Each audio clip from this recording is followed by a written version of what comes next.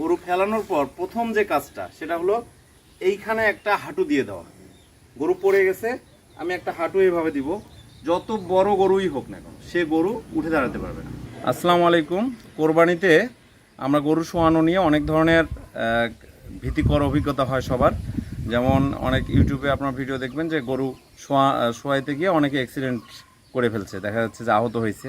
তো আমি আপনাদের আজকে এই সামনে কোরবানি আসছে, কোরবানিতে যেন আপনারা ভালোভাবে গরুগুলোকে ফেলতে পারেন কয়েকটা সিস্টেম আপনাদের দেখাবো। শুরুতেই আমি দেখাবো হচ্ছে রিউস মেথড। যে মেথডটাতে আমরা গরুটাকে এইভাবে একটু কাছে নিয়ে আসি ক্যামেরাটাকে। শুরুতেই আমরা গলায় একটা যদি এটা শিং থাকতো তাহলে শিংয়ের মধ্যে আমরা দড়িটা বেঁধে দিতাম। তো এটার গলায় আমরা দড়িটা বেঁধে দিয়েছি, দিয়ে একটা প্যাচ ওই পাশ দিয়ে নিয়ে ঘুরে নিয়ে এসে এখানে বাঁধছি। দেওয়ার পরে আবার দ্বিতীয় আর একটা প্যাচ ঠিক এই নিচ থেকে উপরে চলে আসছে। এখন শুধু এটা ধরো ভালো করে। এখন আমরা একজন লোক শুধুমাত্র টান দিলেই গরুটা পড়ে যাবে। তখন টানো ভালো করে, টানো টানো টানো, হ্যাঁ টানো টানো, টানতে থাকো। হ্যাঁ, আচ্ছা। গরু ফেলানোর পর প্রথম যে কাজটা সেটা হলো এইখানে একটা হাঁটু দিয়ে দেওয়া। গরু পড়ে গেছে, আমি একটা হাঁটু এইভাবে দিব, যত বড় গরুই হোক না কেন সে গরু উঠে দাঁড়াতে পারবে না। এইখানে শুধু ছাড়ে দাও, তুমি গরু ছেড়ে দাও, ছেড়ে দাও, এদিকে আসো, এদিকে আসো, এখানে হাঁটু দেওয়া হচ্ছে, হাঁটু দাও, হাঁটু দাও। হ্যাঁ, গরু কিন্তু আর উঠতে পারবে না। আপনি যতই দড়ি ছাড়াও ওইখানে হাঁটু দেওয়ার সাথে গরু উঠে দাঁড়াতে পারবে না। যেভাবে আপনি গরু ফেলেন না কেন, এইখানে একটা হাঁটু একটু দেখো, এই পাশে নিয়ে এসো আস্তে আস্তে,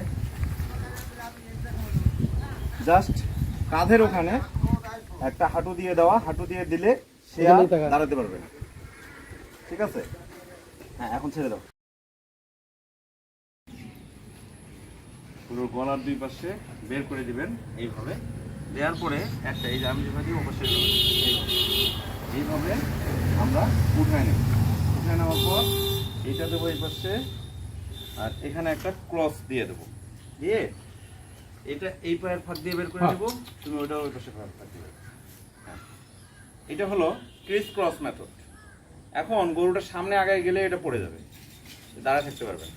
এখন গরুটাকে একটু সামনে টানেন, শুধু এটা ধরো, এই পাশে ধরো।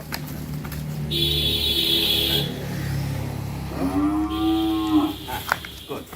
এখন ওইখানে পাটা লাগাও, সুজন পাটা দাও, দাও।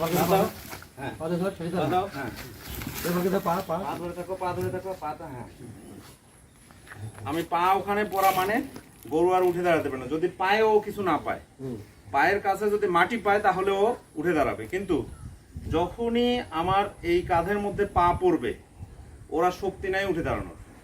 আমরা যে ভুলটা করি, গরু ফেলানোর সাথে সাথে আগে পায়ের দিকে যাই। পায়ের দিকে আগে যাওয়া যাবে না, ওকে এই কাঁধের মধ্যে একটা পা দিতে হবে, তাহলে গরু কন্ট্রোল। এবার সব থেকে সহজ পদ্ধতি, সব থেকে সহজে আপনি একটা গরুকে ফেলতে পারবেন। এখানে শুধু দুইটা লোক দরকার এবং এত বেশি আপনার কষ্ট করতে হবে না। দুইটা লোক দুই পাশে টানলেই হবে, যেটাকে আমরা বলছি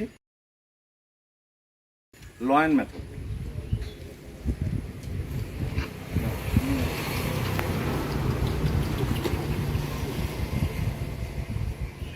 জাস্ট এই জায়গাটা ভালো করে দেখেন, এই জায়গাটায় আমরা একটা গিট দিয়ে দেবো। হ্যাঁ, একটা গিরো দিয়ে দিলাম, হ্যাঁ, সামনেটা একদম শক্ত, সামনেও যেন না আগাইতে পারে, দাদা সামনে না আগাইতে পারে। হ্যাঁ, কেন?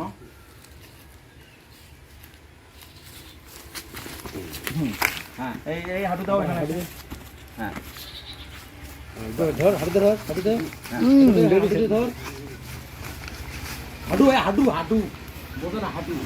হ্যাঁ, ওই ঠিক আছে, ও ঠিক জায়গায় আছে। গরুটা পড়ার পরে ও কিন্তু অনেক চেষ্টা করছে, হাঁটুটা কাঁধের মধ্যে দিচ্ছে, গরু কিন্তু আর দাঁড়াতে পারছে না। এইটা সব থেকে সহজ বুদ্ধি, যে আপনি একটা গিট দিয়ে দিলেন, দুই পাশে টান দিবেন, এই গরুটা একদম সুন্দরভাবে পড়ে যাবে।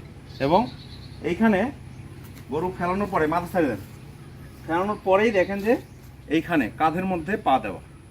একটু সামনে নিয়ে আসো, এই পাশে আসো, এই পাশে রাখো, আস্তে আস্তে আসো, আস্তে আস্তে আসো। এই জায়গাটা আমি দেখাচ্ছি। কাঁধে কাঁধে দেখেন একটা শুধু যে গজ যদি থাকতো, এই গরুর যদি গজ থাকতো, এই গজে আপনার গজের উপরে যদি পা দেন তাহলে আরো ভালো। হ্যাঁ, এইরকম যেখানে আপনার একেবারেই কাঁধের উপরে একটা পা। গরুর আমি কিন্তু এখন আমাদের কোনো ইয়া নেই, টাই ছাড়া, পুরো গরুটা একদম টাই ছাড়া, কোনো প্রকার বাধা নেই, তারপরও গরু কিন্তু উঠে দাঁড়াতে পারছে না। আমরা কোরবানির আগে এই বিষয়গুলো খেয়াল করব।